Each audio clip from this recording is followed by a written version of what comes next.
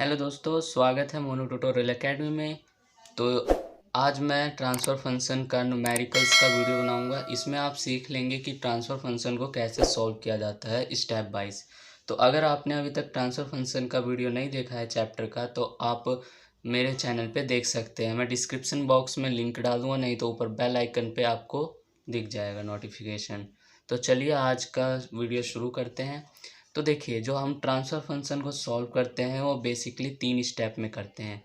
तो सबसे पहले जब हमें कोई सर्किट गिवन होता है तो उस सर्किट से या उस सिस्टम से हमें डिफरेंशियल इक्वेशन को लिखना होता है, ठीक है। फिर क्या करते हैं हम कि एक लैप्लास ट्रांसफॉर्म को ले लेते हैं, इक्वेशन जो ऑब्टेन्ड हुई है स्टेप फर्स्ट से, उसमें हम लैप्लास ट्रांसफॉर्म ले लेते हैं with assumption all initial condition are zero. Okay, फिर हम स्टेप थर्ड में क्या करते हैं, हम ले लेते हैं ratio of transfer R zero. और फिर क्या करते हैं, फिर हम एक ट्रांसफ़र फंक्शन लेते हैं और जो भी हमारे पास आउटपुट और इनपुट आता है उसमें पुट करके अपना ट्रांसफ़र फंक्शन को फाइंड आउट करते हैं। तो चलिए अब क्वेश्चन ले लेते हैं।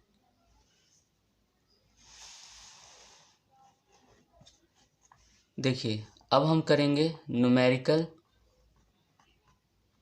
फर्स्ट को सॉल्व, ठीक है। न्यूमेरिकल फर्स्ट का मैं सर्किट बना देता हूँ सिस्टम।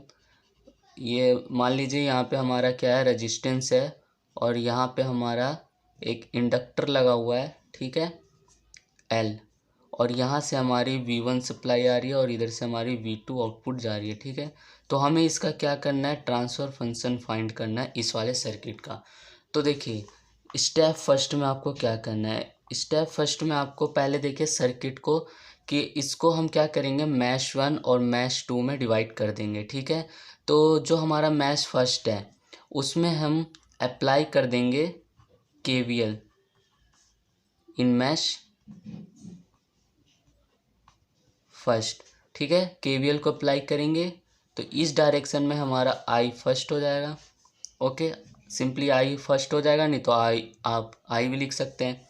तो अप्लाई कर दिया हमने KVL, तो इसमें क्या है, V1 है, तो V1 इक्वल हो जाएगा RI प्लस में इंडक्टर है अब यहाँ पे, तो LdI/dt डिफरेंशियल। तो हमने ऊपर अभी देखा था कि हमें लिखना होता है differential equation for given system.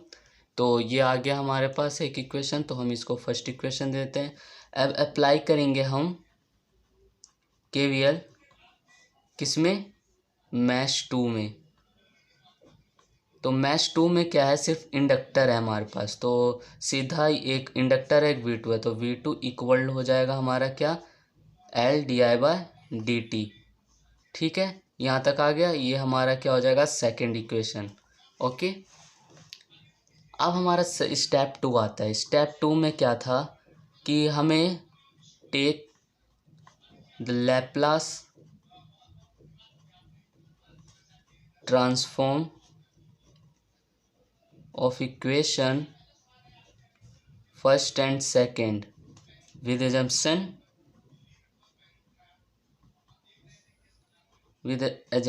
that all initial condition, ठीक है। इतना आप सब लिख सकते हैं क्वेश्चन में, तो आपके फुल मार्क्स आ सकते हैं। तो हमने ले लिया लैप्लास ट्रांसफॉर्म, तो क्या होगा, जो हमारा यहाँ पे फर्स्ट इक्वेशन था उसमें जब हम लैप्लास ट्रांसफॉर्म लेंगे तो क्या होगा, जैसे देखिए अभी V फर्स्ट जो है हमारा वो अभी क्या है, टाइम डोमेन में है। तो जब हम लैप्लास ट्रांसफॉर्म को साथ लेंगे तो जो हमारा ये V1 है वो फ्रीक्वेंसी डोमेन में चेंज हो जाएगा। तो हम इक्वेशन फर्स्ट को देखते हैं। जो V1 है हमारा यहाँ पे S आ जाएगा आगे इक्वल में, अब RI है, ठीक है, R/I। तो क्या होगा यहाँ पे, RI S के आगे आ जाएगा, ठीक है, I के आगे फ्रीक्वेंसी डोमेन आ गया। अब यहाँ पे प्लस में LdI/dt है, इट मीन्स S पहले आएगा L फिर IS, ठीक है। तो ये इक्वेशन थर्ड हो गया हमारा। इस टाइप का इक्वेशन आपका बनता जाएगा। फिर अब V आउटपुट के लिए, मतलब ये इनपुट था और ये आउटपुट V2 के लिए, या आप V आउटपुट रख लीजिए यहाँ पे, ठीक है।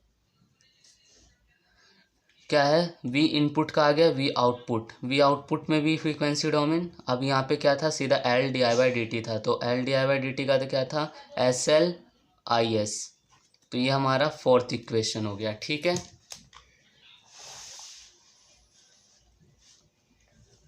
अब देखिए जो हमारा स्टेप नंबर थर्ड में है, स्टेप नंबर थर्ड में हमें क्या करना है कि कैलकुलेशन करनी है हमको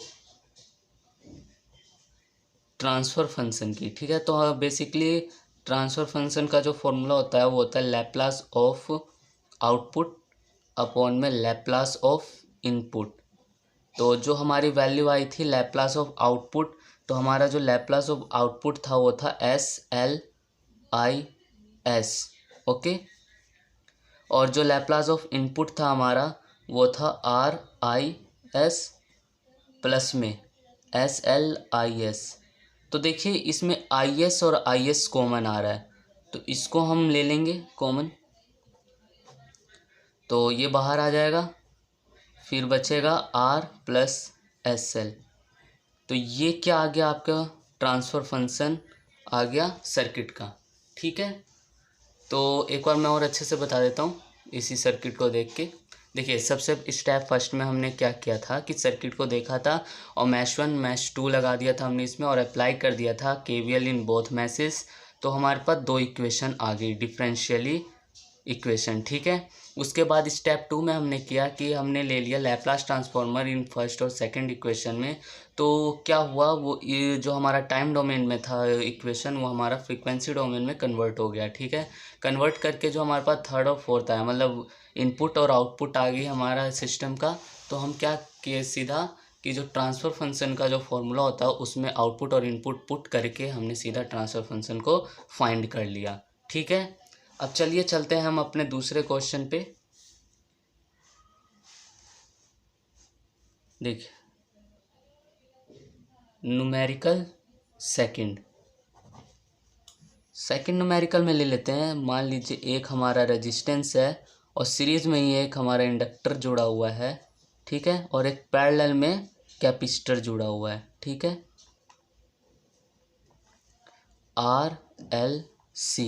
RLC सर्किट है हमारे पास। ठीक है, और ये हमारा EI है इनपुट और इधर हमारा क्या है E आउटपुट। तो इसका भी हमें क्या है ट्रांसफ़र फंक्शन फाइंड आउट करना है। तो एक बार वीडियो को पॉज करके एक बार अपने नोटबुक में सॉल्व करने की कोशिश करिए। अगर आंसर आ गया है तो कमेंट बॉक्स में बताएं। तो चलिए मैं इसका आंसर करवाता हूँ आपको। तो देखिए सिंपली क्या होगा, इसमें भी हम मैश 1 और मैश 2 लगा देंगे और अप्लाई कर देंगे KVL इन बोथ मैशेस। दोनों में क्या कर दिए KVL को अप्लाई करेंगे तो हमारा एक इक्वेशन बनेगा। ठीक है, क्या बन जाएगा E इनपुट के इक्वल RI प्लस में इंडक्टर LdI/dt प्लस में। अब कैपेसिटर को हम कैसे लिखते थे डिफरेंशियली 1/C इंटीग्रेट I/dt। ठीक है, ये हमारा फर्स्ट इक्वेशन आ गया। अब हमारा क्या है इधर मैश 2 के लिए E आउटपुट इक्वल होगा हमारा कैपेसिटेंस से, इधर सिर्फ कैपेसिटर मतलब 1/C इंटीग्रेट I/dt।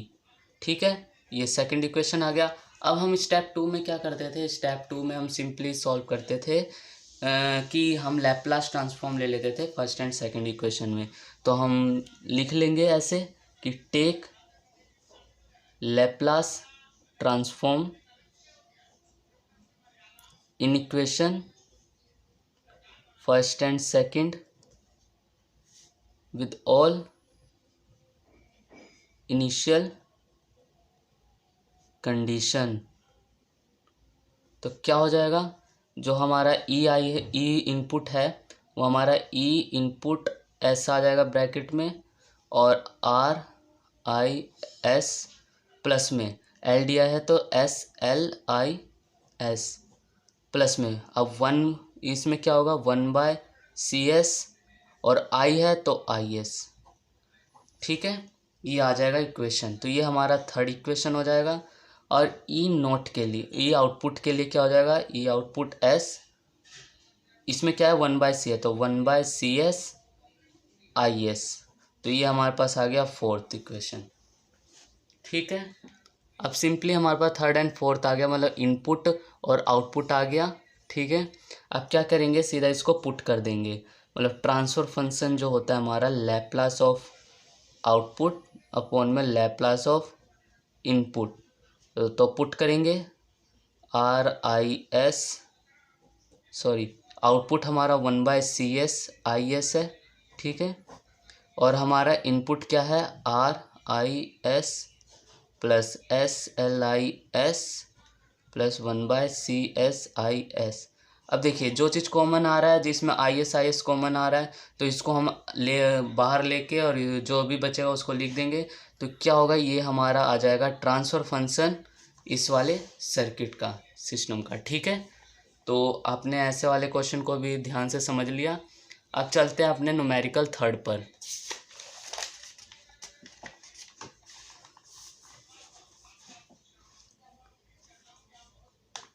तो ये हमारा न्यूमेरिकल थर्ड है, ठीक है। इसमें ले लेते हैं हम क्या, एक रजिस्टेंस है हमारे पास R, ठीक है, ये R1 है, और इधर हमारा ठीक नीचे R2 है, ठीक है। और इसके पैरेलली एक क्या है, कैपेसिटर लगा हुआ है, ओके, C। और यहाँ से हमारा I करंट फ्लो हो रहा है, और इधर से हमारा I2 और इधर I1, ओके। अब यहाँ पे देखो ये कुछ हो रहा है, यहाँ पे नोड बन रहे हैं A एंड B, और इधर से हमारा क्या है V2 और इधर हमारा V1। तो इसमें भी बेसिकली हमको क्या करना है, ट्रांसफ़र फंक्शन फाइंड आउट करना है। तो ट्रांसफ़र फंक्शन क्या होगा यहाँ पे, मतलब V2/V1 हमें फाइंड करना है, ओके। ये हमें फाइंड करना है इस क्वेश्चन में। तो चलिए करते हैं, अगर आता है आपको तो वीडियो पॉज करके सॉल्व करके मुझे आंसर बताए कमेंट बॉक्स में, नहीं तो मैं सॉल्व करता हूँ, ठीक है। तो देखिए सिंपली हम सबसे पहले क्या करेंगे, इस सर्किट में देखेंगे यहाँ पे एट नोड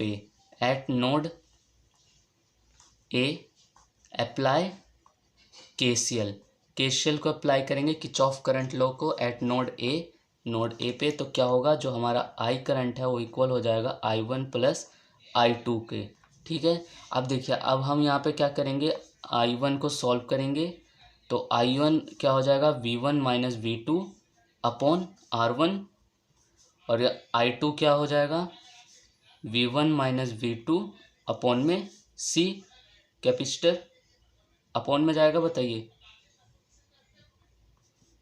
तो ये ऐसे होता है इनटू में C di/dt। अगर आपको ये चीज़ नहीं पता है तो आप वीडियो देख सकते हैं डिफ्रेंशिएशन का, ओके।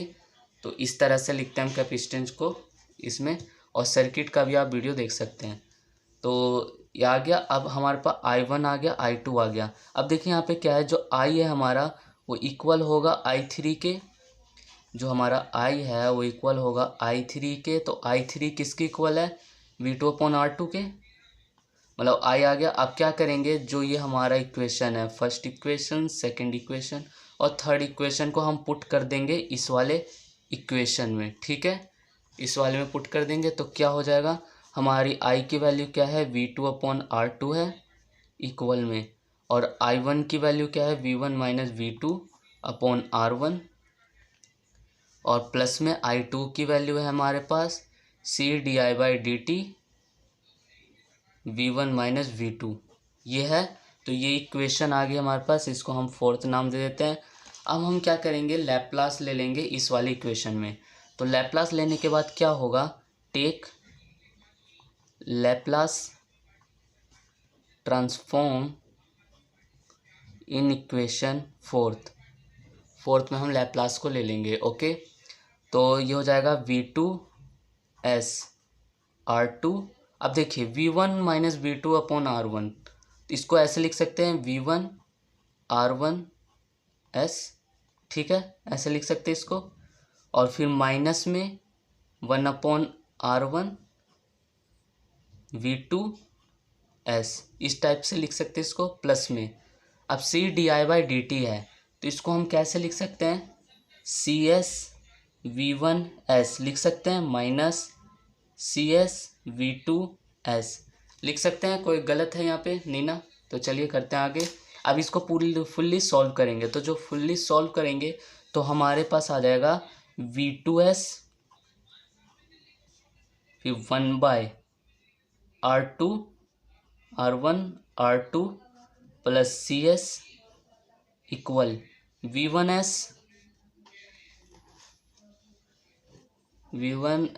1/R1 plus CS। ये आ जाएगा हमारे पास इक्वेशन। तो सिंपली हमें क्या निकालना था, V2S अपॉन में V1S। तो ये आ जाएगा इक्वल, क्या आ जाएगा हमारे पास, तो ये नीचे चला गया, मतलब ये हमारा ऊपर आ जाएगा R1 प्लस CS, और ये चीज़ क्या आ जाएगी, नीचे आ जाएगी इसके 1/R1 plus 1/R2 plus CS। तो ये हमारे पास क्या आ गया, ट्रांसफ़र फंक्शन आ गया इस वाले सिस्टम का। ठीक है, तो देखिए आपका आंसर सही था कि नहीं। आप इसको और आगे सॉल्व कर सकते हैं, इसका एलसीएम लेके, जैसे देखिए इस टाइप में, ऊपर R1 1 प्लस CS R1 और R1 R2 plus R1 plus CS R1 R2।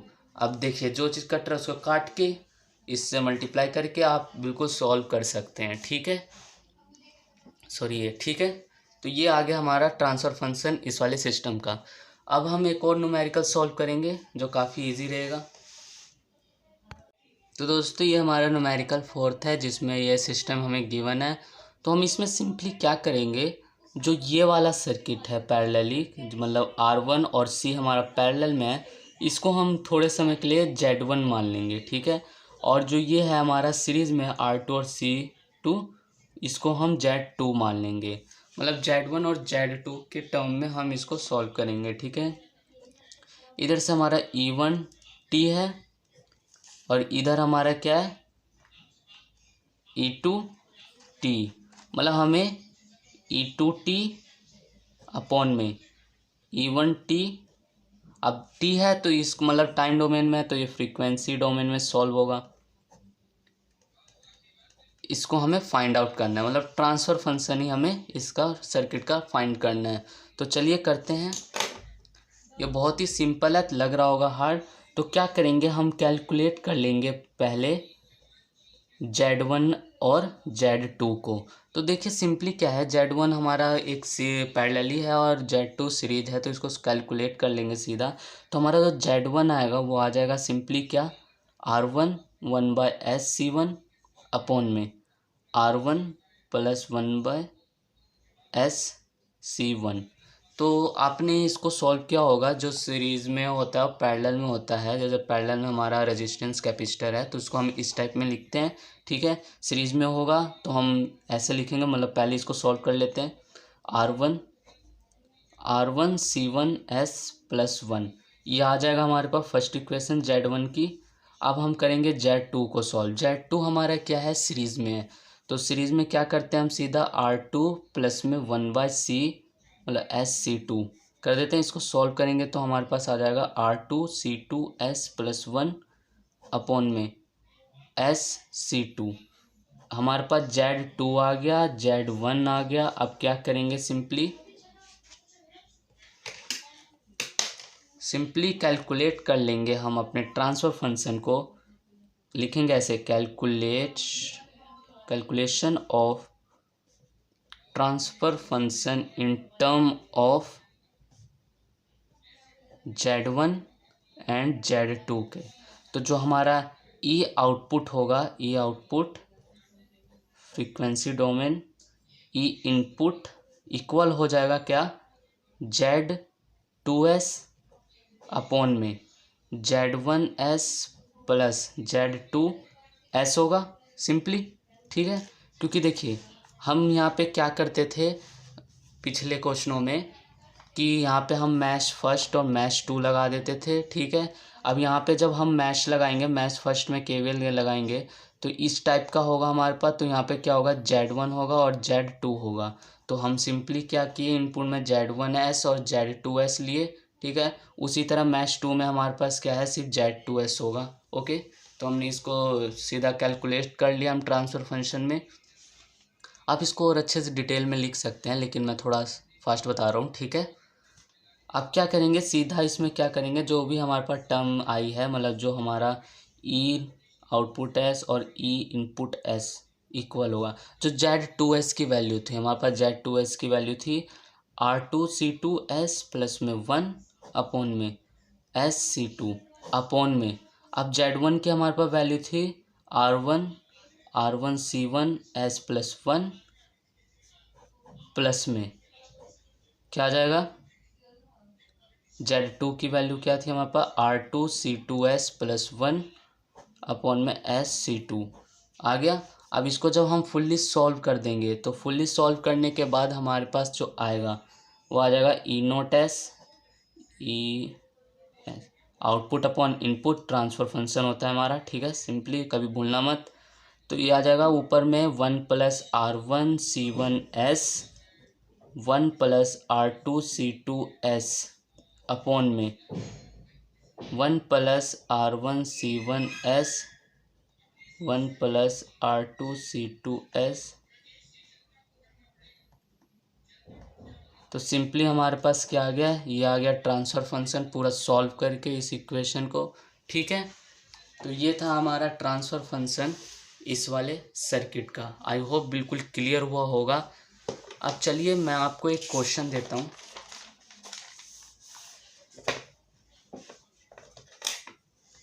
एक मिनट,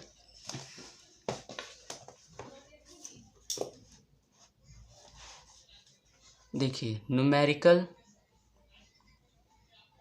5, ये आपके लिए क्या है, होमवर्क है, इसको आप सॉल्व करना। नहीं हो सके तो मुझे कमेंट बॉक्स में बताना, और अगर हो गया तो आंसर मुझे कमेंट बॉक्स में बताना। मैं अगली वीडियो में उसका नाम लूँगा जो बहुत अच्छे से समझ के मुझे आंसर बताएगा, ठीक है।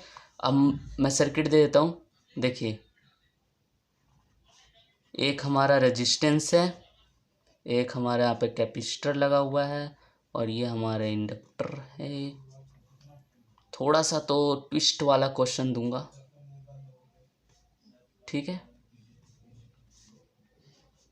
एक इंडक्टर है, कैपेसिटर है। अब देखिए ये हमारा क्या है, R है, C1 है, ठीक है, और यहाँ पे हमारा L1 है, L2 है, ओके। और ये क्या है, ट्रांसफर कपल्ड है। इट मीन देखिए यह तुम्हारा L3 हो गया, C2 हो गया, ठीक है। और यहाँ पे एक और हमारा क्या है, R2 लगा हुआ है। ये R1 लगा हुआ है पहले से, R2 हो गया। और यहाँ से हमारा क्या है, E1T है, और यहाँ पे E आउटपुट T होगा, ओके, दिख रहा है आपको। और ये क्या है, ये इसका हमें क्या है, ट्रांसफ़र फंक्शन फाइंड आउट करना है। और जो ये ट्रांसफ़र फंक्शन फाइंड करना है इस सिस्टम का, वो जो सिस्टम है हमारा ट्रांसफर कपल्ड सर्किट है, ओके। तो ये एक हमारा क्या है, ट्रांसफ़र मतलब ट्रांसफॉर्मर कपल्ड सर्किट। तो जो ये हमारा सर्किट है वो ट्रांसफॉर्मर कपल्ड सर्किट है, ओके। इसमें हमें सॉल्व करना है। इसमें देखिए इसमें आपको निकालना है ई आउटपुट एस अपॉन में ई इनपुट एस को फाइंड आउट करना है, ओके। तो आप सिंपली फाइंड कर सकते हैं। इसमें पहले आप क्या करना, मैश ले लेना फर्स्ट एंड सेकंड, और केवीएल को अप्लाई कर देना, ठीक है। केवीएल को अप्लाई करने के बाद आपके पास दो इक्वेशन आएगी। दोनों इक्वेशन को क्या करना, उसमें ट्रांसफर मतलब लैप्लास ट्रांसफॉर्म कर देना, ठीक है, दोनों इक्वेशन में। तो उससे एक और दो इक्वेशन और आएगी, मतलब फ्रीक्वेंसी डोमेन टाइप। तो उसमें क्या करना, फिर ट्रांसफर फंक्शन फॉर्मूले में आउटपुट इनपुट पुट करके सीधा सॉल्व कर देना, तो आपका आंसर आ जाएगा। मैं इसका आंसर बता देता हूँ, अगर करेक्ट होता है तो अगले वीडियो में आप मुझे बता सकते हैं कमेंट बॉक्स में, ठीक है। तो जो इसका आंसर आएगा वो इस टाइप का आएगा। देखिए GS इक्वल में S3R2C1C2M और फिर SR2C2 plus S2C2L2 plus L3 plus 1। ये लग रहा होगा हार्ड, लेकिन बहुत ही इजी है। इसको सॉल्व करने की कोशिश करिएगा। इस टाइप के बहुत कम सवाल ही पूछे जाते हैं, ठीक है। C1 C2 आंसर, ये आपका आंसर आएगा इस वाले सर्किट का, ठीक है। तो ये आपके लिए होमवर्क है, तो गाइस करके ज़रूर कोशिश करना करने की और मुझे आंसर बताना, ठीक है। आई होप कि आपसे हो जाएगा। तो ये था हमारा क्या ट्रांसफ़र फंक्शन का न्यूमेरिकल्स की वीडियो। आई होप कि बिल्कुल क्लियर हो गया होगा इस टाइप के न्यूमेरिकल। तो जब भी आपके एग्ज़ाम में आए तो आप इजीली इसे सॉल्व कर देना, बिल्कुल भी डरना मत, ठीक है। अगर आपको ये वीडियो पसंद आई हो तो हमारे वीडियो को क्या कर दो, लाइक कर दो और साथ में अपने दोस्तों में भी शेयर कर दो ताकि उनको भी बहुत इजी हो जाए समझने के लिए। और चैनल को चाहे तो आप सब्सक्राइब कर सकते हो ऐसी वीडियो देखने के लिए, और बेल आइकन को भी ज़रूर प्रेस कर देना ताकि आपको लेटेस्ट नोटिफिकेशन मिलती रहे। तो ये 4 काम बस आपको करना है मेरी वीडियो में, ठीक है। Thank you for watching guys.